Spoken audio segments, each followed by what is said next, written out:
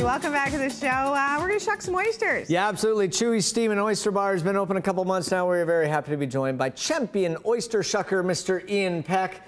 Hello. Hi, how are you? How are you? So Doing great, steamed, doing great. stewed, or nude? That's right. What is the answer to the question? Well, it's up to you, I guess. Whatever you prefer. It's not a question. It's a choice, Fiona. That's right. Okay, tell us a little bit about Chewies. Yeah, it's in Kitsilano. It's a kind of a Creole-style oyster bar, and it's got these steam kettles for their own separate bar.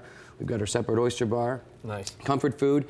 And we're chucking lots of oysters down there. Well, and we're looking at some pictures and just beautiful ambiance and setup and everything, and it looks nice, too. Yeah, it's fun. It's a brand new room. It's about 2 months old, and we're really excited about it. So it looks like it's quite quiet. It looks like really fun. quiet in there, really sedate. Yeah, there's no music playing, or there's no guys screaming. No guys ringing bells. No, not at all. All that's happening. Don't worry, we're having tons of fun. And what are we shucking today? I've got a couple of oysters here. Actually, I brought. I just shucked a couple here. I got some Fanny Bays from up near Bowser, BC, on the island, and I've got these beautiful little. These are called Shinny Seas, and it's a Malpeck from PEI from Malpeck Bay.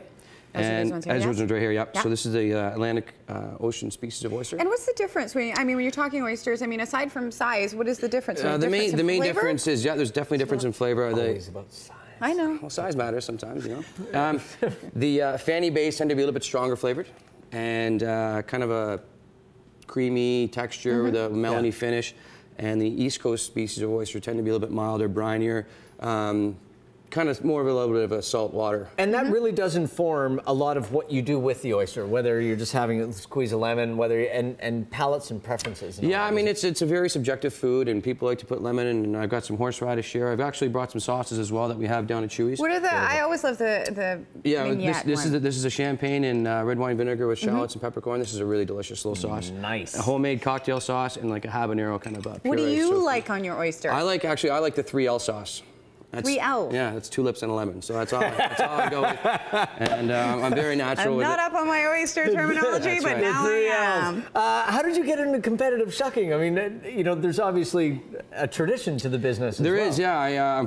I'm from Cape Breton Island, and I moved to Toronto, and I worked with Rodney Clark at Roddy's in Toronto. Yeah. And he's kind of big on the oyster competitions and stuff, so I got into it, and I go to PEI every year, twice a year for the championships. And when did you go to Ireland, and what did you do there? I won the Canadian Championships in 2008, and I went to Galway, Ireland for the World Oyster Opening Championships, sponsored by Guinness, which is... Not a bad matchup there. An unfortunate sponsorship opportunity, I'm sure. What makes a good shucker? I mean, is it the technique? Is it sometimes luck of the oyster? If you want to just kind of show you, I'll show you here. It's about, the first most important thing is shucking a clean oyster. So when people put it in their mouth, they don't have shell and all that kind of stuff. And when you guys are in competition, you have ones, if you have gunk in it and if you get shell in it. Yeah, it actually, well, we don't really have gunk in it. I don't sorry. Define gunk. Yeah, shell, exactly. You know, I don't know. Yeah, so what happens is you get a set amount of oysters, like say 12 or 18 oysters, and you have to shuck them as fast as you can onto a plate, and then that plate is then judged. So if there's grit or shell in the oyster, this is kind of what you'd want an oyster to look like right here. Right. So hold it steady there for a sec, sorry. Yeah, there we go. And it's nice and clean. The meat isn't damaged, which would be a penalty as well, and it's completely severed from the bottom, so that when you so you're not struggling to actually get it in your mouth as you do the 3Ls. It's just one of those things, as you do. That's right. So just. That's how you do. That's how you do. Can I try? There's the Cape Breton right there. That's how you do. That's how you do, bye. And you want to do. You like the mignonette sauce, is that it? Yeah. So Eki will take always lemon, because it cuts the salinity of the oyster a little bit. Yes. And then... And which one am I trying here? This is the Malpeck from PEI. Okay. Just give her which... Are you going to have one, Eki? I love horseradish. Okay, let's do it. People don't understand sometimes... the fresh... fresh horseradish and the effect that it can... I like the way you do that. That's just violent. Yeah. We're in a rush there. We got to get it going. Okay. How's that? I love the Fanny Bays. What a nice combination. And that's a huge part of it too. I mean, it is for some people. Shuck?